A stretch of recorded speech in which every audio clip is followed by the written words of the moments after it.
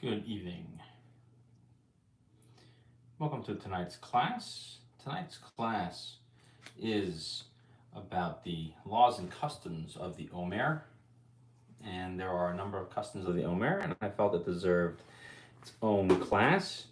And it's not particularly complicated rules, but it's just rules to kind of know and be familiar with. Sort of the general prohibitions and what they are, but I think it's also important to understand the reasons for those prohibitions.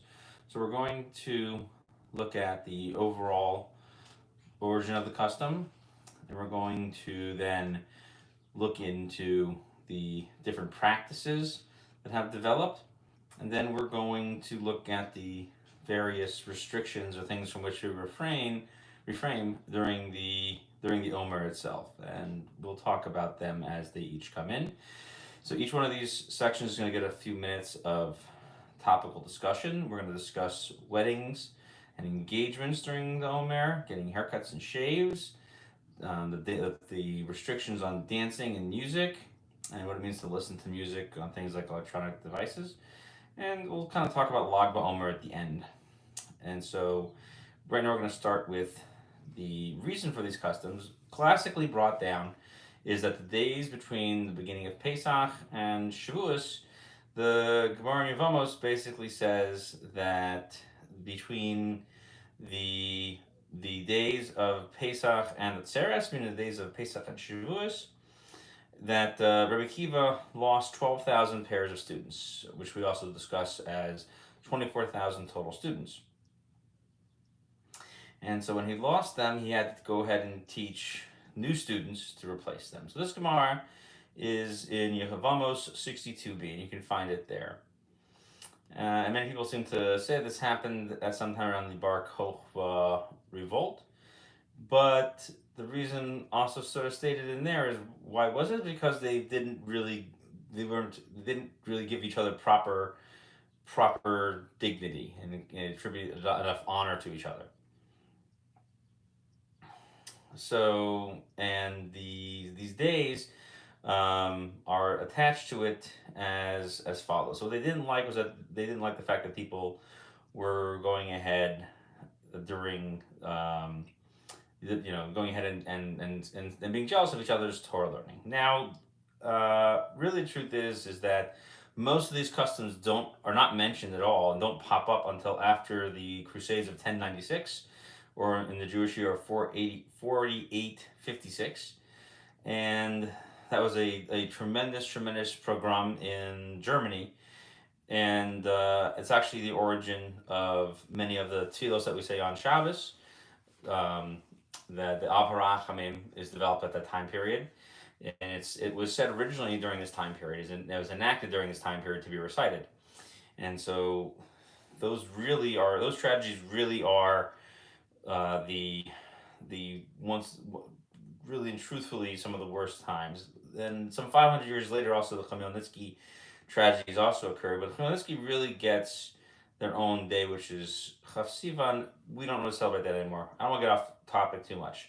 Really, the truth is because of the Crusades is why a lot of these practices became very stringent, especially in the Ashkenazi community. So there's a couple of questions about how long this mourning period ends. So here are all the customs that we have.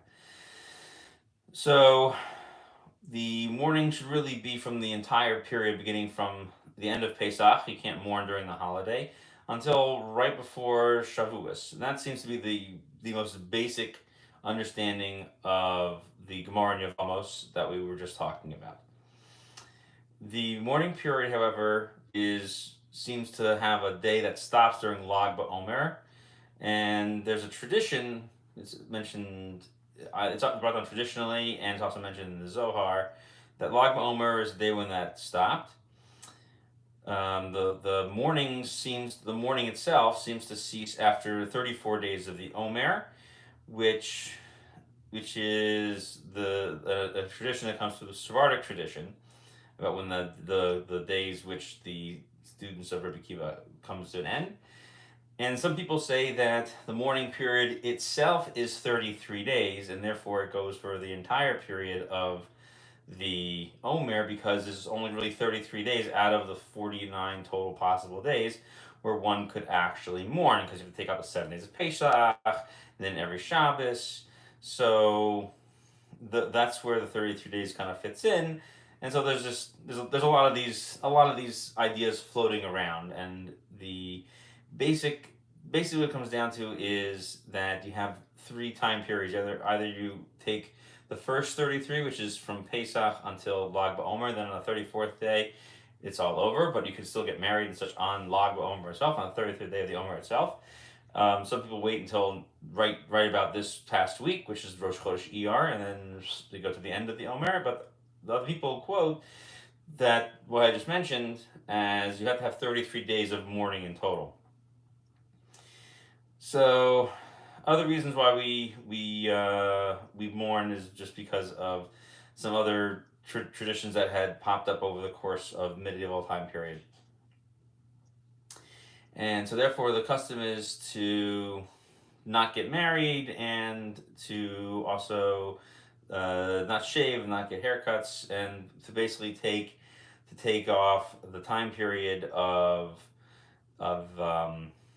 of these days to not conduct ourselves like it's normal. Conduct ourselves like a semi mourner, a mourner who would be in shloshim, for example. So there's a number of unfortunate events that happen during this time period. Let's see, the crusades that were carried out happened in the following days. So one is on the 8th of ER, the Jews of Speyer had a pogrom. On the 23rd of ER, there was another one in Worms, and that's where the Avarachmin prayer comes from. The 3rd of Sivan, they returned to Mainz, and these are, again, the Crusaders. And on the 6th of Sivan, they attacked Cologne. So, therefore, that's why we kind of have this difficult time period during this time of year, but not necessarily all originating as a practice that originated through the Talmud itself. So, the practice is, as we began mentioning, is that we refrain from doing things like playing music, singing and dancing, and so on, with the exception of the day of Lag BaOmer.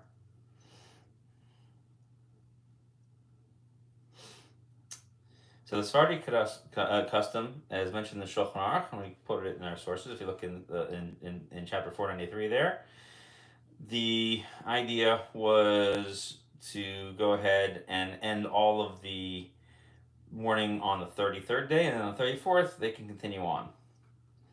But however, because of the custom to celebrate the what they call the yahrzeit of Rav Shem Bar Yochai, they also include the 33rd. However, many Sephardic poskim still follow the idea to not let anybody do anything until the 34th day. So there's some people wait until the end of the 33rd in order to establish any type of non-mourning periods. So amongst Ashkenazim is to basically kind of mush together all of these different things. So Ashkenazim do not take haircuts, celebrate weddings, play music, or dance until Lag BaOmer. And then after Lag BaOmer, they generally refrain from weddings and very joyous affairs. So that's the type of things that kind of come to an end after Lag BaOmer. Some people still go ahead and follow the custom to not do the shaving or the haircuts after Lag BaOmer as well, and only begin to take haircuts after Rosh Chodesh Sivan and the several days preceding Shavuos. Let's talk about the actual customs of what is being restricted on these days. So we're talking about different types of time periods, and let's just assume that we're not going to be too specific about what those time periods are, but let's talk in general that during the Omer, that since there was a period of mourning, the first thing that was restricted was having marriage ceremonies. So some people say that actually the only type of people who can't get married were actually people who had already been married before and things like that. It was actually very interesting. But the custom honestly didn't develop like that. The custom came that all weddings were restricted, even those of a first time couple, where both parties are being married for the first time. Okay, so even though technically there's a mitzvah to get married, we still hold off on the mitzvah to refrain from too much celebrating during this time period. However, the only thing that they do permit is if one divorced their ex-wife, they could go ahead and get remarried. And one other thing that could happen is if a couple converted during this time period, both a man and a woman converted, they could get married during this time period because they don't necessarily have to separate for 92 days. Sometimes if they convert together, so those are cases where if they're not separating, they could get married during these days as well because there's not as much celebrating going on when you're just taking back the person you were previously married to. Okay, so let's see here. The main practice in Ashkenazi communities is only to allow weddings on Lag BaOmer. However, nowadays, because so many communities have mixed up, sometimes the only time they're only going to restrict weddings is during the month of ER itself, because people are arguing about the first half and the last half. So from ER until Lag BaOmer, that's when they're going to not allow any type of weddings to take place. But since the customs kind of vary, sometimes caterers are lenient about it. So if you see it, it's because there's been leniency to allow people to kind of take personal preference over community preference. This is not really how this is supposed to work, but that's just how it's developed. So we said we can have an engagement party, but you can't play music, you can't have dancing. So therefore, one is allowed to go ahead and somewhat celebrate it, but not fully. And the truth is that any event that you would have, we would play music or celebrate, or things like that, should actually be restricted during the Omer for this reason. And so that's where this stringency of not having any big events in this time period is mentioned.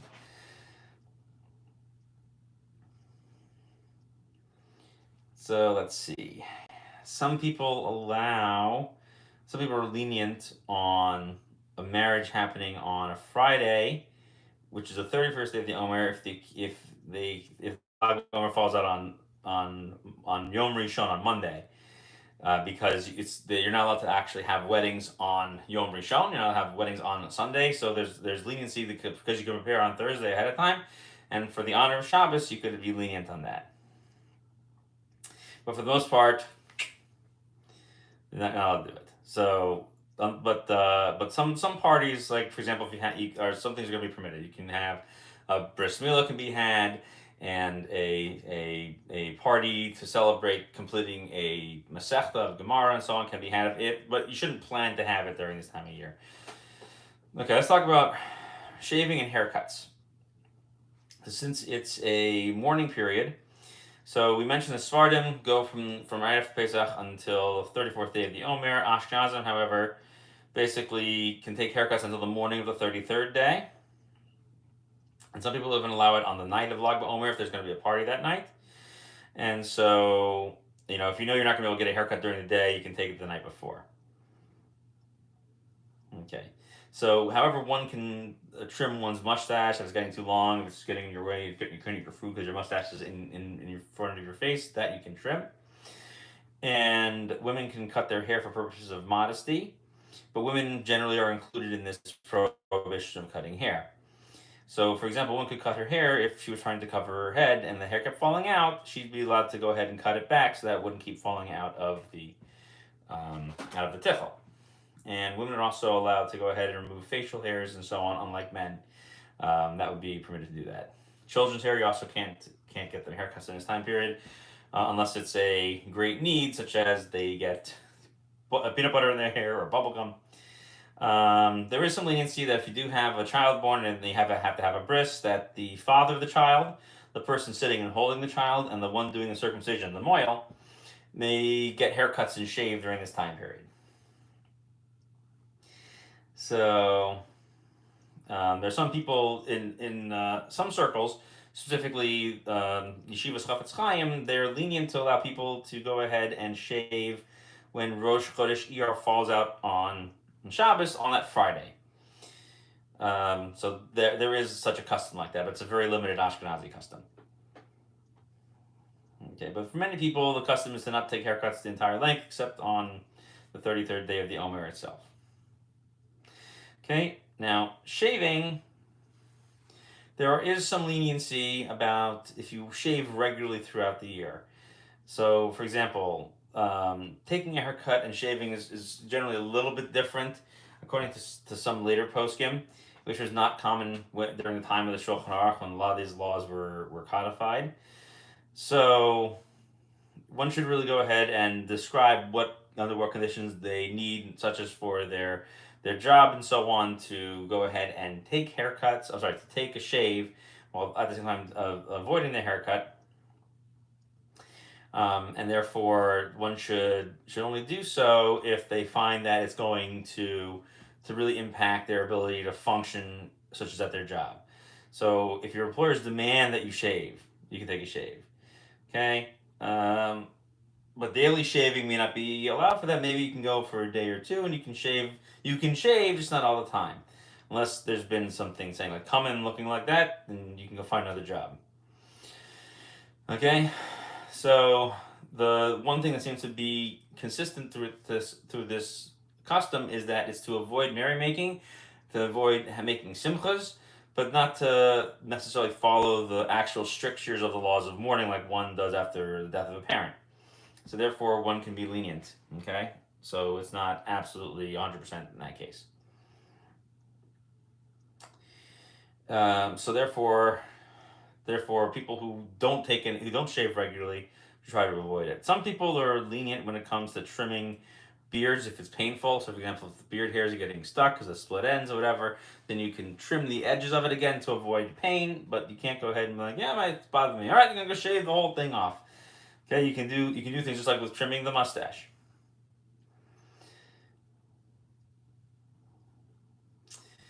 Let's see, what are the things? So that's talking about shaving and hair cutting. Okay, let's move on to the next section, which is sort of dancing and playing music. So there is the Magen Avraham is Rav Avram Bornstein, who lived basically about the 16th century. He says that it appears to him that the custom of refraining from having weddings during the Omer is to refrain from doing anything that was a big party, getting together. That's what he says. People getting together and have these type of things. And even before him, the Trumas Hadeshen, Rav Moshe Isserlin himself writes, and it's about a century before him, says that the custom of people to go ahead and collect themselves in the summertime to go ahead and go swimming is also inappropriate. Now, this wasn't a common prohibition to mention in Europe during the springtime because the water was still cold, but in the summertime, the water was a little bit warmer. So it should have been that they should have actually mentioned not to swim during this time period either, but they don't mention it. It really had more to do with merriment and less to do with the bathing aspect. But nonetheless, they don't forbid the swimming this time of year. So that's okay. However, on Lag BaOmer, because of the festivities in celebration of the passing, the yard site of Rabbi Shimon Bar Yochai, Lag BaOmer is permitted to have a festive day with singing, music, and dancing. So the Ashkenazi customs to prohibit everything until the end of the 32nd day, and we also learned that some people don't take their haircuts until the next morning. But one could go ahead and start the weddings and other such things even during the day of the 33rd. Now, sometimes they roll over into the 34th. The custom seems to be that one is allowed to be lenient for that, and then begin refraining again from celebrations going into the beginning of the daytime of the 34th. So, for example, we're allowed to go ahead and have these type of celebrations during Chol Moed Pesach, but weddings can't be held by Chol Moed. And the reason for not doing a wedding on Chol Moed has nothing to do with Sfira, but you're not allowed to have a wedding during Chol Moed Pesach or Chol Moed Sukkos because of what's called Ein Ma'arvin Simcha B'Simcha. And you can look that up. That's brought down in Orach Chaim 546.1. And so therefore that's why one's not allowed to have a wedding during those days as well. So that way you're preparing specifically for the holiday and not for something else. There are leniencies for the music thing. So the Prima Gaudium basically brings down that one is allowed to continue to be a professional musician during this time period. One can continue to compose music, perform music, and play music, and practice also their musical instruments at this time period. So, but if you're only an intermittent or like every so often you sort of play music, you should try to avoid it during this time period. So, I mentioned earlier, one other thing to point out is that people kind of try to refrain from making large events during this time period, such as banquets, other such things as well. However, there is room to be lenient if you do it either before Rosh Chodesh Iyar or after Lag BaOmer. So we said there is leniency also for bris milah and to have those people come in. Also, if someone completes a new Sefer Torah, you can do what's called a Hachnasa Sefer Torah in this time period. You can celebrate that because it's for a mitzvah. The only mitzvah you can't celebrate is a wedding, or things even though that's a mitzvah. And then other large events are prohibited. So the only mitzvah you can't really celebrate is that of weddings. So, and then bar mitzvahs, some people are allowed to make a festive meal as long as you're making a siyum. You have to make you have to finish something that you've learned, like finishing Mishnayos. And then you can go ahead and have something there. And then if you make a siyum, some people also say you can have music as well. But most people don't do that. People will find that to be inappropriate. So even though there would be room to be lenient for that, it just doesn't seem to be the custom to be lenient for that. Now, what about listening to music on electronic devices, not live music? Everything we're dealing with so far has been discussing live music. What if I play it on an LP, on a record, or I have an iPod that I have been lying around my house for 10 years? Or I just simply flip up my phone and push a music app. I open up my Spotify, I open up my Apple Music, I open up my Amazon Music. So, Rav Moshe Feinstein was lenient to listen to a cappella music via electronic playing devices. I don't think he meant electronic, but I think he does refer to listening to it on the radio, so he probably was referring to it on records and via the radio. So our idea of an electronic music player is way different than what Moshe Feinstein was referring to. And also, Ravad Yosef is also lenient for that as well. Not everybody liked that, but that seems to be the common custom to listen to a cappella music is common for people to go ahead and listen to that. One can be strict. You're always welcome to take strict approaches, but it's just important to note that there is leniency for this. Okay, and because many people feel that the original restriction on listening to music stems from the regular prohibition of not listening to music since the times of the destruction of the temple. However, even those who are stringent to say that you can't listen to music ever seem to still allow big concerts to occur and other such things that based on the same people they quote to prohibit during Sphira, seem to ignore the fact that it should be prohibited through the entire year based on that. So the leniencies are that one can listen to music anytime when they're trying to break up the monotony and they're at work and they're trying to break things up, or you're working out, or you're swimming, or you're doing yard work. Those times are allowed for you to sing yourself or even to listen to music. So what they're basically recommending is to refrain from listening to music with musical accompaniment. They don't seem to allow classical music without any vocals because the argument is that the main song that was in the temple was verbal music. Now, what's interesting about that is that here where I live in Washington, D.C., Rav Moshe Hyman took the opposite approach of everybody else and said, no, one can play instrumentation but can't have live singing with the instruments because that's what the actual time of the temple was. So if you feel that you just want to rely on an opinion, you have lots to choose from. This is just basically describing what is considered to be full simcha, and we're basing it on what's considered merriment as described in the Talmud about merriment restricted after the destruction of the temple. So someone who is involved in their job and they might lose focus or whatever, they would be allowed to go ahead and do that. And that's not even any of the later commentators. Those permissions go back hundreds of years to Rav Sirkis and the Bach and so on, and even before the Shulchan Aruch. So, and then some people say that you can listen to sad songs during times of mourning. But he also says some people shouldn't teach music because they're doing it for themselves and not for the purposes of teaching. We don't poskin that way. But some people who are lenient here are strict there. Are basically grabbing all the leniencies that we possibly can in this time period. So the Rambam himself says that it's forbidden to rejoice or listen to any types of song because of the destruction. So it seems that listening to music is really about rejoicing and feeling happy about it. So if you're listening to songs played in minor keys, that should be okay. So you can listen to country music and rhythm and blues and blues all day long because they're all about loss, destruction, and and sadness. So that seems to be what they're saying. But based on what most of them seem to point to, which is that having vocalized music as well as instrumental music accompanying one another seems to be one of the issues. But you could be lenient when it comes to playing sad music. Now, some people say altogether that listening to music players is routine and uneventful. And so basically, there was a question. There was a radio station in Israel that always played music during Sira, and that was known as Arutz Shava. They're now kind of part of the Times of Israel blog syndication and so on. But for many years, they would broadcast on this boat offshore because they didn't have a license to broadcast in Israel.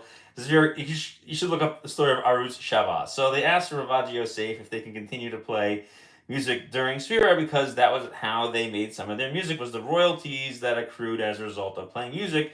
And so he told them that playing music is fine, but that really the issue was having concerts and having the get-togethers, which is exactly what the Magen Avraham himself was talking about.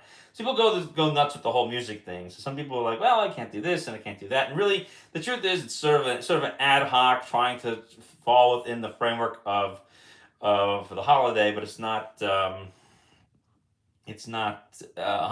the halacha because again we're dealing with a very sort of amorphous custom over here.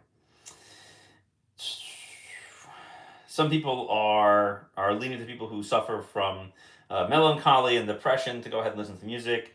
Or if you feel that you're probably having that problem so you need it while driving or doing your work, that should be okay. And let's talk about Lag BaOmer a little bit more. We've mentioned it 100 times. Okay, so basically the joyous period of Lag BaOmer. So you have Rosh Chodesh Iyar, or inside Hallel. Okay, that you can be lenient on that day, but you can't shave or anything like that. You can't have a wedding.